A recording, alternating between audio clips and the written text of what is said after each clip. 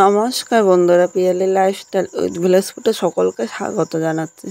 আজকে চিচিঙ্গার দুর্দান্ত একটা রেসিপি তোমাদের সাথে শেয়ার করব। এখানে 3টে চিচিঙ্গা নিয়েছি। প্রথম চিচিঙ্গাটা পরিষ্কার করে নেবো। এই জায়গায় একটা আমি এরকম কাঁচি নিয়েছি। এবার এই ছুরির সাহায্যে এইভাবে উপরের আঁশটা শুধু একটুখানি চেঁচে বাদ দিয়ে দেব।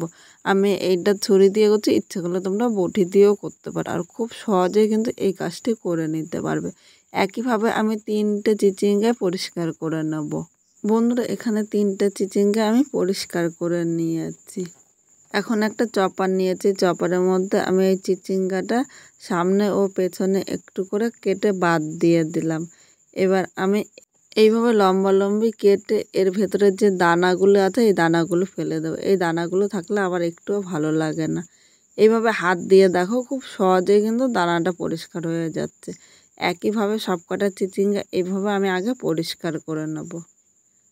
এখানে সবকটা চিচিঙ্গা পরিষ্কার হয়ে গিয়েছে। এবার আমি জল নিয়ে নিলাম। এখন একবার জল দিয়ে ধুয়ে নেব, আর কাটার পর জল দিয়ে ধোবো না, তাহলে কাটার পর জল দিয়ে ধুলে অনেকটা কিন্তু জল থাকবে। রান্না করতে আমার অনেক সময় লাগবে, আর আমার সেই রান্নাটা খেতে কিন্তু ততটা ভালো লাগবে না। এবার এগুলি ধুয়ে একটা থালার মধ্যে আমি নিয়ে নিলাম। এখন এইভাবে দেখো, আমি খুব পাতলা পাতলা করে কেটে নেব। তোমরা যতটা পারবে এইভাবে পাতলা পাতলা করে কেটে নেবে। একইভাবে আমি সব চিচিঙ্গাগুলো কেটে নিচ্ছি। বন্ধুরা, এখানে সব চিচিঙ্গাগুলো কাটা হয়ে গিয়েছে। এবার আমি একটা থালার মধ্যে নিয়ে নিলাম।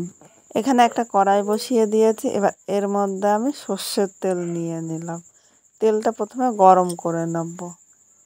তেলটা একটু গরম হয়ে গিয়েছে। এবার এখানে আমি 2টো শুকনো লঙ্কা সম্বাদ দিলাম, আর হাফ চামচ কালো জিরা সম্বাদ দিয়েছি। এর সাথে সামান্য একটু সর্ষে সম্বাদ দিয়েছি। 1 সেকেন্ড আমি ভেজে নেব। 1 সেকেন্ড ভেজে নিয়েছি। এবার এর মধ্যে কেটে রাখা চিচিঙ্গাটা নিয়ে নিলাম। এখানে কালো জিরা ও সর্ষে যুগলবন্দি সম্বারে এই চিচিঙ্গাটা খেতে কিন্তু দুর্দান্ত লাগবে। এখন এর মধ্যে স্বাদ অনুযায়ী লবণ দিলাম। লবণটা নেড়ে চেড়ে মিশিয়ে মিডিয়াম টু হাই আগুনে 3 থেকে 4 মিনিট এইভাবেই রান্না করে নেব। এখন কিন্তু আমি হলুদ দেবো না, তোমরা ইচ্ছা করলে হলুদ দিতে পারো, কিন্তু হলুদ দিলে চিচিঙ্গাটা ততটা কিন্তু ভালো ভাজা হবে না। এখন আমি ঢাকা দিয়ে 3 থেকে 4 মিনিট রান্না করে নেব। এর মধ্যে একটা মশলা তৈরি করে নেব। এখানে একটা বাটি নিয়েছি। এর মধ্যে আমি হাফ চামচ জিরে নিলাম। 3 কোয়া আদা নিয়েছি। 3টে কাঁচা লঙ্কা নিয়েছি। আপনারা ঝাল যেরকম খাবে সেই হিসাবেই লঙ্কাটা নিয়ে নেবে। এখন মশলাটা আমি একটা পাটার মধ্যে নিয়ে নিলাম। এর মধ্যে সামান্য একটু জল দিয়ে একদম মিহি মশলাটা বেটে নেব। আর মিক্সচারের মশলা থেকে পাটার মশলা বাটার কিন্তু স্বাদ বেশি হয়। এখানে দেখো মশলাটা বাটা হয়ে গিয়েছে। এবার আমি একটা বাটির মধ্যে নিয়ে নিলাম। মশলাটা রেখে এদিকে আমি এবার ঢাকনিটা তুলে নিলাম। এখানে দেখো আমার চিচিঙ্গাটা কিন্তু অনেকটাই নরম হয়ে গিয়েছে, আর হালকা লাল করে ভাজা হয়েছে। একটু নেড়ে চেড়ে নিলাম। এবার একটুখানি দেখছি, দেখো পুরো সেদ্ধ হয়ে গিয়েছে। এবার নেড়ে চেড়ে এর মধ্যে আমি একটু হলুদ নিয়ে নিলাম। হলুদটা নেড়ে চেড়ে মিশিয়ে আরও 1 থেকে 2 মিনিট রান্না করে নেবো, তাহলে হলুদের কাঁচা গন্ধটা কিন্তু আর থাকবে না।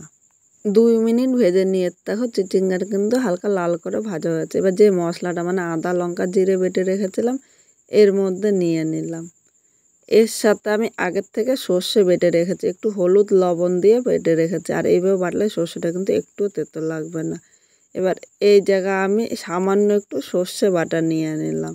যারা সর্ষে বাটা পছন্দ করে না তারা কিন্তু স্কিপও করতে পারো। এবার বাটিটাতে সামান্য একটু জল নিয়ে নিয়েছি, খুব বেশি কিন্তু জল নেব না। এখন মশলাটা নেড়ে চেড়ে মিশিয়ে নেব। মশলাটা ততক্ষণই কষাতে হবে যতক্ষণ না এর কাঁচা গন্ধটা চলে যাচ্ছে। মিডিয়াম আগুনে আমি মশলাটা কষিয়ে নেব। এখানে মশলাটা কষানো হয়ে গিয়েছে। এবার এখানে আমি আলাদা করে জল দিইনি, এর মধ্যে 1 চামচ চিনি দিলাম। এই চিনি দেওয়াতে এর স্বাদটা কিন্তু ব্যালেন্স হবে, খেতে কিন্তু দুর্দান্ত লাগবে। এখন চিনিটা আমি নেড়ে চেড়ে মিশিয়ে আর 1 থেকে 2 মিনিট মিডিয়াম আগুনে রান্না করে নেব। তাহলে চিনিটা কিন্তু গলে গিয়ে চিচিঙ্গার সাথে খুব সুন্দরভাবে মিশে যাবে।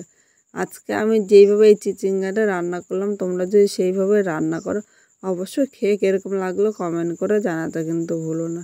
নতুন কোনো বন্ধু আমার এই ভিডিওটি দেখতে আসলে ভালো লাগলে একটা লাইক শেয়ার ও কমেন্ট করো, সাবস্ক্রাইব করে পাশে থেকো, যাতে ভিডিও আপলোড করার সাথে সাথে নোটিফিকেশন আপনার কাছে পৌঁছে যায়।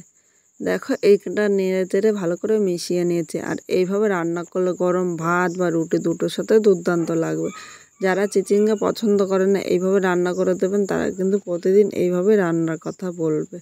এখানে আমার চিচিঙ্গাটা হয়ে গিয়েছে, এবার আমি একটা পাত্রের মধ্যে নামিয়ে নিলাম। পুরো ভিডিওটা দেখার জন্য তোমাদের অসংখ্য ধন্যবাদ।